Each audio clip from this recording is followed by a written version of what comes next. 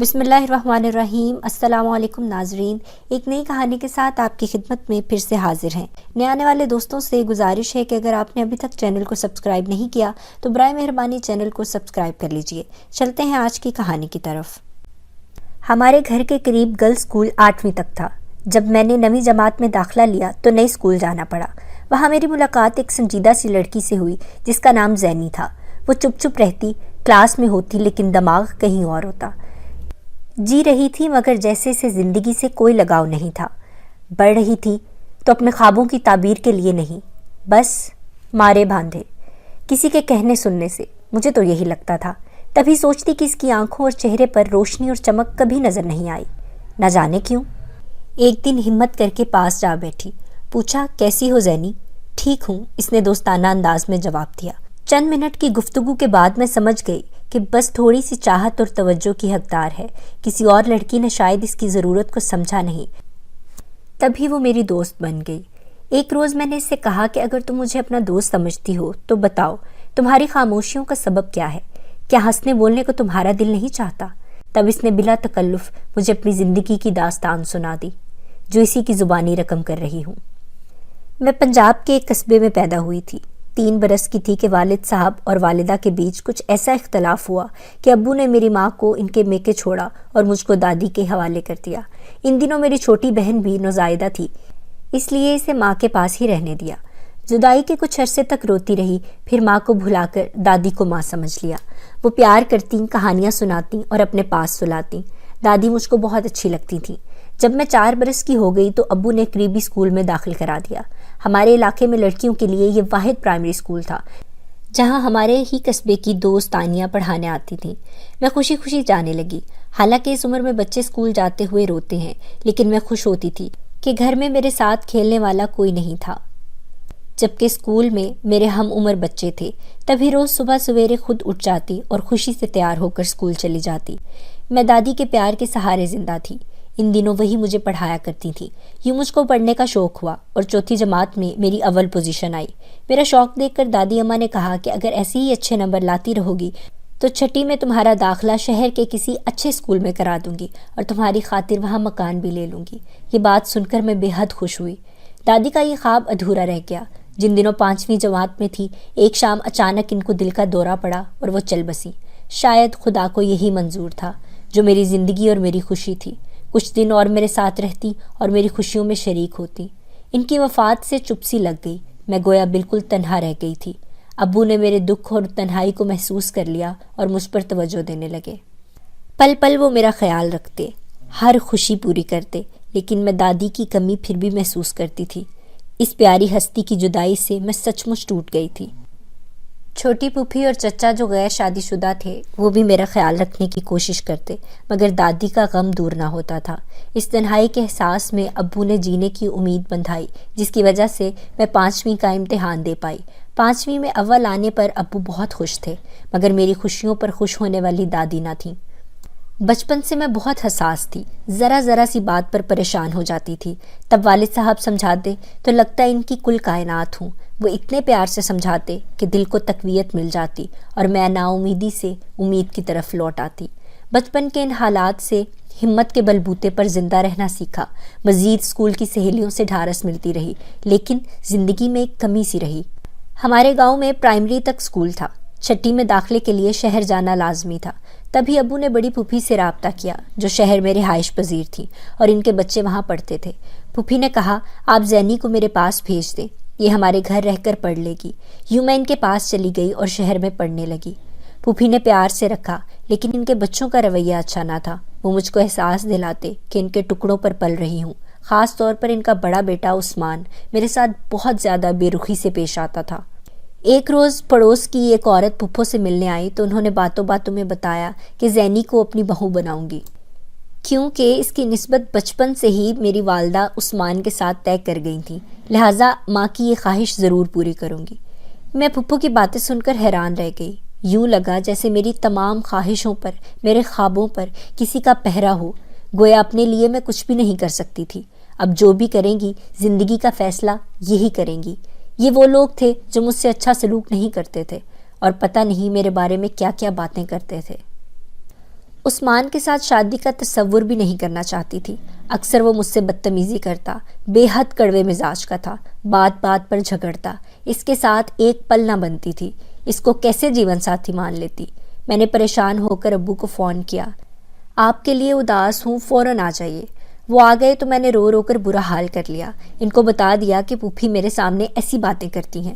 مجھے اپنے ساتھ گھر لے آئے۔ جب میں گھر آئی، چاچو میری حالت دیکھ کر کچھ سوچنے پر مجبور ہو گئے، تبھی انہوں نے کوشش کی اور امی کو منا کر لے آئے۔ ماں بھی غالباً میری طرح لوٹ آئی تھیں۔ میں ماں سے ہمیشہ دور رہی تھی، اس لیے مجھے ان سے انسیت محسوس نہیں ہوتی تھی۔ ایک اجنبیت میرے اور ان کے درمیان حائل تھی۔ شاید اس جھجک کی وجہ اتنے سال کی دوری تھی، اور میں شکایت بھی نہ کرتی کہ وہ مجھے چھوڑ کر کیوں چلی گئیں۔ وہ بلاتی اور میں نہ جاتی، تب وہ مجھ کو حسرت سے دیکھا کرتی تھیں۔ بات کرنا چاہتی تھی، گلے لگانا چاہتی تھی، مگر پتہ نہیں کیوں اتنے نزدیک آ جانے کے باوجود ہمارے درمیان دوری موجود رہی۔ زنیرہ ہر دم ماں کے ساتھ چپکی رہتی، شاید اس لیے کہ وہ کبھی امی سے جدا نہ ہوئی تھی۔ والدہ سے اس کی قربت زیادہ تھی۔ جب ماں سے لپٹے اور پیار کرتے دیکھتی تو دل میں ٹیس سی اٹھتی۔ جب تک امی میکے رہی، والد میرا خیال کرتے تھے۔ ان کے آ جانے سے وہ مجھ سے لاپرواہ ہو گئے، ان کا مزاج بدل گیا۔ ایک دن ایسا آیا کہ وہ اپنی بربادی کا مجھے ذمہ دار سمجھتے، بات بات پر ڈانٹنے لگے۔ ان کے اس رویے پر میں حیران تھی۔ پھر یہ سوچنے پر مجبور ہو گئی کہ شاید وہ میری ماں کو واپس بلانا نہیں چاہتے تھے۔ اب میں اسکول بھی نہ جاتی تھی، روز گاؤں سے شہر جانا ممکن ہی نہیں تھا۔ عمر کے اس حصے میں تھی کہ جب بچوں کو ہر بات سمجھ میں آنے لگتی ہے۔ مجھ کو ابو کے بدلے ہوئے رویے کا بہت دکھ تھا۔ ایک بار پھر میں سوچوں کی اتھاہ گہرائیوں میں گر گئی۔ یوں لگتا جیسے زندگی بچھڑ گئی ہو، اب کوئی منزل تھی اور نہ کنارہ۔ عمر کے اس موڑ پر میرے اندر بہت سی تبدیلیاں آ رہی تھیں۔ میری حسرتوں کی دنیا پھیلنے لگی۔ پڑھائی چھوٹ گئی تو میں اپنے کمرے میں بند رہنے لگی۔ تبھی میں نے تصورات کو اپنا ساتھی بنا لیا۔ لگتا میں اکیلی نہیں ہوں، میرے خیالوں کا کوئی محبوب جس کو میں نے دیکھا نہیں ہے، لیکن وہ میرے ساتھ ساتھ رہتا ہے۔ یہ کوئی اور نہ تھا، میرا تخیل کا تراشا ہوا پیکر تھا جو بہت حسین تھا، جس کے ساتھ رہ کر میں سوچوں میں اپنی تنہائی دور کر لیا کرتی تھی۔ محرومیوں سے فرار کا بس ایک ہی راستہ تھا۔ تبھی میں نے اپنی سوچوں میں رہنا بسنا شروع کر دیا اور خیالوں کے اس شہزادے کو دل میں یوں جگہ دی کہ میرا بچپن پھر سے لوٹ آیا۔ جانتی تھی خیالی دنیا میں رہنا ٹھیک نہیں ہوتا، یوں انسان حقیقت پسند نہیں رہتا اور زندہ لوگوں سے دور ہو جاتا ہے، لیکن خیالی دنیا میں رہنے بسنے کو مجھے مجبور کس نے کیا؟ میرے والدین کے غلط رویے نے۔ دادی کا ساتھ چھوٹا تو ابو کے پیار میں پناہ لی، وہ بھی بدل گئے، کئی دن گھر نہ آتے اور امی اپنی چھوٹی بیٹی سے لاڈ پیار میں لگی رہتی۔ جب اکیلے پن کا کرب مجھ کو تنگ کرتا، میں خیالی ساتھی سے باتیں کرنے لگتی۔ چاہتی تھی کہ میرا یہ ساتھی ایسا ہو جو میرے لیے سارے جہاں سے لڑ سکتا ہو۔ گھنٹوں اکیلے کمرے میں بند رہنا اور خیالی محبوب سے باتیں کرنا مجھے اچھا لگتا، بس پھر یہ میرا معمول ہو گیا۔ انہی دنوں چھوٹے چاچو کی شادی ہوئی۔ دلہن چچی بہت سمجھدار تھیں، آتے ہی انہوں نے میرے کرب کو جان لیا۔ وہ مجھے بلاتی اور باتیں کرتی، ان کے پیار بھرے رویے سے میں سکون محسوس کرتی۔ جب ٹی وی پر کوئی ڈرامہ لگتا وہ مجھے میرے کمرے سے بلا کر لے جاتی اور میرے ساتھ ڈرامہ دیکھتی تو میرے ذہن کا بوجھ کم ہو جاتا۔ چچی کے ساتھ رہ کر میں نارمل ہونے لگی، لیکن یہ بات ابو کو پسند نہیں آئی۔ انہوں نے یہ کہہ کر مجھے ان کے کمرے میں جانے سے منع کر دیا کہ یہ میری بیٹی کو خراب کر رہی ہے۔ چچی کو بہت برا لگا، انہوں نے مجھے بلانا چھوڑ دیا۔ اس گھر میں ان کے سوا کسی اور کے پاس اتنا وقت ہی نہیں تھا کہ میرے دل میں جھانکتا، میری آنکھوں کو پڑھ پاتا۔ میں ایک ایسی ٹوٹی ہوئی کشتی ہوں جو بغیر منزل موجوں پر بھٹک رہی ہوں۔ جب میں گھٹ گھٹ کر آدھی رہ گئی تب چچی نے پھر سے ہمت بڑھائی اور امتحان کی تیاری کرائی۔ میں نے پرچے دیے اور پاس ہو گئی۔ چچی کے سوا کسی نے خوشی کا اظہار کیا اور نہ ہمت افزائی کی۔ امی کے آنے کے بعد ننیال والے آنے جانے لگے۔ چھوٹے ماموں ڈاکٹر تھے، میں بھی ڈاکٹر بننا چاہتی تھی۔ امید تھی کہ شاید یہ ماموں مجھ کو منزل تک پہنچا دیں گے۔ وہ آتے تو مجھ سے خوب باتیں کرتے، خالہ بھی ساتھ آتی۔ یہ لوگ مجھے بتاتے کہ کیوں تم کو تمہاری ماں سے دور رہنا پڑا۔ اب میں جان چکی تھی کہ میری محرومیوں کا ذمہ دار کون ہے اور ماں کی زندگی کس نے برباد کی۔ دادی کے بعد سب سے زیادہ پیار میں نے اپنے باپ سے کیا تھا۔ حقیقت جان کر اور زیادہ تکلیف ہوئی کہ یہی وہ شخص ہے جس نے مجھے میری ماں اور بچپن کی خوشیوں سے دور کر دیا۔ میں نے صرف ابو کا پیار بھرا روپ ہی دیکھا تھا۔ زندگی میں پہلی بار مجھے ان کا اصلی روپ دیکھنے کو ملا۔ لوگوں نے رفتہ رفتہ ان کی میری والدہ پر مظالم کھول کر رکھ دیے۔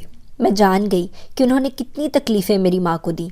لوگوں نے بتایا کہ پہلے ان کی دوستی میری ماں کی ایک کزن کے ساتھ تھی جو امی اور ان کے مابین وجہ تنازع بنی، اور اب ان کا اگلا مشن اپنی ایک دور کی کزن کے ساتھ شادی تھا، لیکن امی کے لوٹ آنے سے انہیں اپنے ارادوں میں کامیابی نہیں ہو پا رہی تھی۔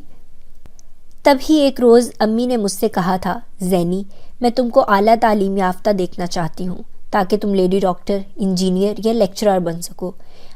ان پڑھ رہ کر جیسے میں تاریک راہوں میں ماری گئی، کہیں تم نہ ماری جاؤ۔ مرد کا کوئی اعتبار نہیں ہوتا، شوہر اچھا ملے تو سب اچھا، اگر اچھا شوہر نہ ملے تو سب برا ہوتا ہے۔ ماں کی نصیحت میں نے پلے سے باندھ لی اور زیادہ محنت سے 8ویں کی تیاری میں لگ گئی۔ ماں کے خواب پورے کرنا چاہتی تھی، جبکہ میرا خود غرض باپ 14 برس کی عمر میں میری شادی کر کے فرض سے سبکدوش ہونا چاہتا تھا۔ پھر میری ماں کو گھر سے نکال کر دوسری شادی کرنا چاہتا تھا۔ جب ماں نے سنا کہ ابو میری شادی کرنے کی تیاری کر رہے ہیں تو انہوں نے ماموں کو بلوا بھیجا کہ کسی طرح اسے لے جاؤ اور کالج میں داخلہ کرا دو تاکہ یہ آگے پڑھ سکے۔ ان دنوں مجھے شاعری سے لگاؤ ہو گیا۔ میں المیہ شاعری پڑھتی اور تنہائی میں رویا کرتی، پھر خود اشعار لکھنے لگی، کبھی پھولوں پر، کبھی ہواؤں اور موسموں پر۔ میری ڈائری اشعار سے بھر گئی۔ جانتی نہ تھی کہ یہ اشعار کس کے لیے ہیں، لیکن ان میں اپنے خیالوں کے پیکر کو ڈھونڈتی تھی۔ یقین تھا کہ ایک دن یہ خیالی پیکر ضرور حقیقت بن کر میرے سامنے آ جائے گا اور میری خاطر سارے جہاں سے لڑے گا۔ میں بس اسی دن کے لیے جی رہی تھی۔ جب چھوٹے ماموں نے میرا ایسا حال دیکھا، امی سے کہا کہ میں خود اپنی بھانجی کو پڑھاؤں گا، تم اس کو میرے ساتھ کر دو، لیکن ابو کی اجازت کے بغیر ایسا نہیں ہو سکتا تھا۔ وہ بہت جھگڑا کرتے تھے۔ ابو کے آگے ڈٹ جانے کی کس کی ہمت تھی؟ دوسری صورت میں کم سنی میں ہی میرے گلے میں شادی کا طوق پڑ جاتا۔ ماموں نے والد صاحب سے بات کی، انہوں نے ایک نہ مانی، ان کو بے عزت کر کے گھر سے روانہ کر دیا۔ میں امتحان کی تیاری کرتی رہی اور ماموں سے کہا کہ آپ میرے لیے امتحان دینے کا انتظام کر دیں، اسی بہانے جب میں وہاں آؤں گی تو پھر واپس نہیں جاؤں گی۔ امتحان کی ڈیٹ شیٹ آ گئی، ابو کو دکھائی، وہ مان گئے اور مجھے خود لے کر ماموں کے گھر آ گئے۔ میں نے پیپر دیے، پھر ابو مجھے لینے آ گئے۔ جانے سے انکار کر دیا کہ مجھے یہاں رہ کر پڑھنا ہے، اب واپس گھر نہیں جاؤں گی۔ والد نے کافی اصرار کیا، ماموں سے بھی جھگڑا کیا، لیکن میں نہ گئی۔ وہ ہار مان کر لوٹ گئے۔ وہاں جا کر انہوں نے خوب ہنگامہ کیا اور امی سے کہا کہ اب تمہارے یہاں رہنے کی ضرورت نہیں رہی، تم بھی وہیں جا کر رہو جہاں تمہاری بیٹی رہ رہی ہے۔ یوں انہوں نے امی کو گھر سے نکال دیا۔ وہ ماموں کے پاس آ گئیں۔ میرا ریگولر طالبہ ہونے کا خواب پورا ہو گیا۔ میں یہاں خوش رہتی تھی، اپنے سب درد چھپا کر مسکراتی کہ دکھ سہ سہ کر میں ان کو چھپانا سمجھ گئی تھی۔ جب نتیجہ آنے والا تھا، اپنی خالہ کے گھر گئی۔ انہوں نے ماموں سے کہا کہ یہ چھٹیاں یہیں گزارے گی۔ اتنے سالوں بعد خالہ کے پاس رہنے کا موقع ملا تھا۔ میری روح پیار کی پیاسی تھی۔ مجھے لگا خالہ مجھ سے بہت پیار کرتی ہیں۔ یہ میرے خوابوں کا شہر تھا، آزادی کی زندگی تھی۔ خالہ کا گھر بہت شاندار تھا۔ مجھے نہیں پتا تھا کہ یہ شہر میری زندگی کا رخ ہی بدل دے گا۔ انہی دنوں خالہ کے یہاں ان کی نند کا بیٹا آیا تھا جس کا نام اسماعیل تھا۔ میں نے اس کو پہلی بار دیکھا تو یہی لگا کہ یہی میرے خوابوں کا شہزادہ ہے۔ بس وہ ایک ہی نظر تھی جس نے مجھ سے میرا سب کچھ چھین لیا تھا۔ سوچا کرتی تھی مجھ کو جب میرے خوابوں کا پیکر ملے گا تو وقت تھم جائے گا، گھڑیوں کی سوئیاں رک جائیں گی، موسم جی اٹھے گا اور چاند چھپ جائے گا۔ اور ایسا ہی ہوا۔ چاند چھپ گیا، موسم ٹھہر گیا، گھڑیوں کی سوئیاں بھی رک گئیں اور میرے خوابوں کا شہزادہ خوابوں کی وادی سے اتر کر میرے سامنے آ گیا۔ حقیقی زندگی میں وہ ویسا ہی شاندار اور سب کا خیال کرنے والا تھا جیسا میں نے سوچا تھا۔ وہ ایک پل تھا جس نے میری زندگی کو کیا سے کیا کر دیا۔ وہ مجھ سے مخاطب ہوتا اور میں دنیا جہان کو بھول کر اس سے باتیں کرتی۔ چھٹیاں ختم ہو گئیں، میں ماموں کے گھر واپس آ گئی۔ وہ ہر دم میرے خوابوں میں رہنے لگا کیونکہ وہ تو کب سے میرے اندر چھپا بیٹھا تھا، خیالات کی دنیا میں میرے ساتھ رہتا بستا تھا۔ میں پڑھنے کے لیے اپنے والد کو ناراض کر کے ماموں کے گھر آئی تھی، لیکن اب تو پڑھائی میں دل ہی نہیں لگتا تھا۔ سب کچھ بھلا کر اپنے سارے دکھ، سارے خسارے، اسے ہر پل یاد کرتی تھی۔ اب خوشی تھی تو آنے والے وقت کی، اس امید پر کہ جب اس کا پیار مل جائے گا، مجھ کو اس کا ساتھ مل جائے گا، میں اور یہ ایک ہو جائیں گے تو دنیا کتنی حسین ہوگی۔ وہ بھی بے چین رہتا تھا، اپنے گھر والوں سے چھپ چھپ کر فون کرتا تھا، لیکن شاید اس معاملے کی اس کے بڑوں کو خبر ہو چکی تھی۔ ان دنوں میں اسکول میں نئی آئی تھی، میرا کوئی دوست نہیں تھا، تلخیوں بھرا ماضی دامن میں تھا، اور آج میں جی رہی تھی کہ ایک دن اچانک وہ ہو گیا جس کا سوچا بھی نہ تھا۔ خالہ ماموں کے گھر آئیں اور امی سے کہا کہ میری نند نے بہت جھگڑا کیا ہے کہ تمہاری بھانجی میرے بیٹے کو بھٹکا رہی ہے، روز اس کے ساتھ فون پہ باتیں کرتی ہے، یہ فون میرے سسر نے سنے ہیں، وہ لوگ سخت خفا ہیں کہ تم لوگوں کا ماحول کس قدر خراب ہے، تمہاری لڑکیاں کیسے کیسے گل کھلاتی ہیں، ذرا اپنی اور ہماری عزت کا خیال کرو اور لڑکی کو لگام دو۔ خالہ نے ایسی باتیں کہیں کہ امی بیچاری رونے لگی، کیونکہ ان کے سسر نے کالز، نمبر اور میسیجز بھی آنٹی کو دکھائے تھے اور کہا تھا کہ تم بھی بھانجی کے ان کرتوتوں میں شامل ہو۔ خالو جان نے کہا کہ اگر تم شامل ہوئی تو میں تمہیں طلاق دے دوں گا۔ خالہ کی باتیں سن کر میرا تو دل بیٹھ گیا اور سانس رکتی ہوئی محسوس ہوئی۔ امی مجھ سے پوچھ گچھ کر رہی تھی اور میں کچھ بھی بول نہیں پا رہی تھی۔ شام کو خالو جان اسماعیل کو لے کر آ گئے اور ماموں جان سے کہا کہ اپنی بھانجی کو بلائیے۔ اسماعیل نے میرے سامنے کہہ دیا کہ زینی تو خود مجھے فون کرتی تھی، میسیجز کرتی تھی، جبکہ میں منع کرتا تھا، مگر یہ مانتی ہی نہیں تھی۔ تبھی تنگ آ کر میں نے پھوپھی سے شکایت کی ہے۔ ماموں کے آگے میں کچھ نہ بول سکی، میرا دم گھٹ رہا تھا، آنکھوں کے آگے اندھیرا سا چھا گیا، یوں لگا ایک پل میں سب کچھ ختم ہو گیا ہے۔ ماضی اچانک میری آنکھوں کے سامنے آ گیا۔ مجھے احساس ہوا اس مختصر سی زندگی میں نے بہت کچھ کھویا اور بہت کچھ نہیں پایا۔ دل اب بھی نہیں مانتا تھا کہ اسماعیل ایسا کیسے کہہ سکتا ہے، وہ جو میری ذرا سی پریشانی پر تڑپ جاتا تھا، فون نہ کرتی تو روٹھ جاتا تھا، کھانا نہ کھاتی تو ناراض ہو جاتا تھا، ایسا کیوں کر کہہ سکتا ہے؟ میں اس سے بات کرنا چاہتی تھی مگر سارے بزرگ برہم تھے، بات بھی نہ کر سکی، اتنی ٹوٹی کہ جینے کی امنگ نہ رہی۔ سوچا خودکشی کر لوں، مگر پھر ماموں کی عزت کا خیال آ گیا۔ ماں کو بھی مجھ سے امیدیں تھیں، کنزا تو ابھی چھوٹی تھی۔ بس پھر میں نے ویسے ہی زندگی گزارنا شروع کر دی جیسے پہلی بار ٹوٹ کر جڑنے کی کوشش کیا کرتی تھی۔ اب اگر جی رہی ہوں تو دنیا کے لیے، اپنے لیے تو اسی دن مر گئی تھی جس دن آنٹی نے کہا تھا خالو سے کہہ دو کہ اسماعیل بے قصور ہے، فون تم ہی اس کو کیا کرتی تھی، اگر تم نے ایسا نہ کیا تو تمہارے خالو مجھے طلاق دے دیں گے۔ بس تب سے ہی میں کبھی ہنس نہیں پائی۔ میں اسے آج بھی اتنا ہی یاد کرتی ہوں جتنا پہلے کرتی تھی، آج بھی اسی قدر چاہتی ہوں جس قدر پہلے روز چاہتی تھی۔ اب میں نے سوچا ہے کہ زندگی اس طرح گزاروں گی جس طرح ماں چاہتی ہے، ان کے خوابوں کو پورا کروں گی، ان کو کچھ بن کر دکھاؤں گی، لیکن اپنی زندگی میں ہونے والے خسارے کو میں کبھی نہیں بھلا سکتی۔ ایسا کہہ کر وہ رو دی۔ میں نے اسے چپ کرایا اور پھر ہم لوگ کلاس میں چلے گئے۔ اس سے اگلے دن میں نے اسکول میں اسے نہیں دیکھا۔ کس سے پوچھتی کہ وہ کیوں نہیں آئی؟ اس سے اگلے دن بھی وہ نہ آئی، اس کی حاضری بھی نہیں لگ رہی تھی۔ آخر میں نے ٹیچر سے پوچھ لیا کہ زینی کیوں نہیں آ رہی؟ اس نے اسکول چھوڑ دیا ہے، انہوں نے بتایا، اب وہ اسکول نہیں آئے گی، اس کی شادی ہو رہی ہے۔ بس اس کے بعد وہ مجھ کو کبھی نہیں ملی اور نہ ہی اس کے بارے میں کچھ پتہ چلا کہ وہ کہاں ہے، ماں کے پاس یا اپنے ابو کے پاس چلی گئی ہے۔ زینی کی زندگی ہر لڑکی کے لیے ایک سبق ہے کہ کبھی خوابوں میں نہ جینا، کیونکہ خواب پھر خواب ہوتے ہیں، وہ کبھی حقیقت نہیں ہو سکتے۔ یہ سوچنا کہ خواب ایک دن حقیقت میں بدل جائیں گے، خود فریبی کے سوا اور کچھ بھی نہیں ہے۔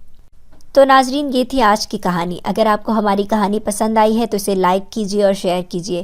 کامنٹ باکس میں اپنی رائے کا اظہار ضرور کیجیے، آپ کی رائے ہمارے لیے بہت قیمتی ہے۔ میری اگلی کہانی تک کے لیے اجازت دیجیے، اللہ حافظ۔